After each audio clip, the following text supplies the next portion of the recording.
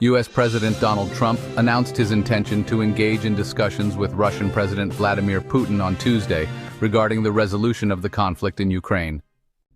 He indicated that negotiations are already in progress concerning the division of certain assets between the conflicting parties. "I believe we will discuss land and power plants," Trump stated while aboard Air Force One. "Much of this has already been extensively discussed by both Ukraine and Russia. We are currently addressing the division of specific assets." Kremlin spokesperson Dmitry Peskov confirmed on Tuesday that the conversation would indeed take place. The United States and Ukraine are urging Moscow to agree to a ceasefire.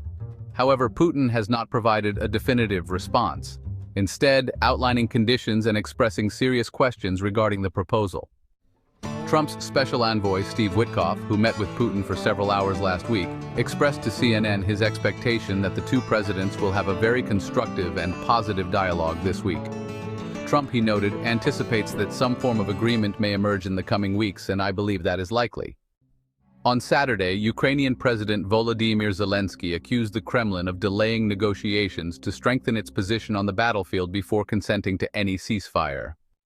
In a related development, Moscow reported that U.S. Secretary of State Marco Rubio had a conversation with Russian Foreign Minister Sergei Lavrov to discuss specific aspects of the implementation of agreements made during a U.S. Russia summit in Saudi Arabia last month. This summit in Saudi Arabia marked the first high-level meeting between the U.S. and Russia since Moscow initiated its full-scale invasion in 2022. The Russian Foreign Ministry stated that Sergei Lavrov and Marco Rubio agreed to maintain communication, although it did not reference the proposed ceasefire.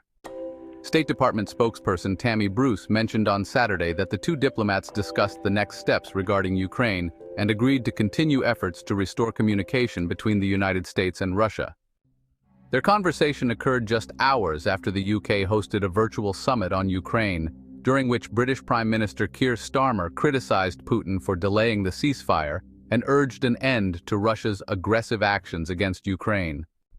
In a separate development, Ukraine reported that Russia deployed 90 Iranian-made Shahed drones across 9 Ukrainian regions on Sunday.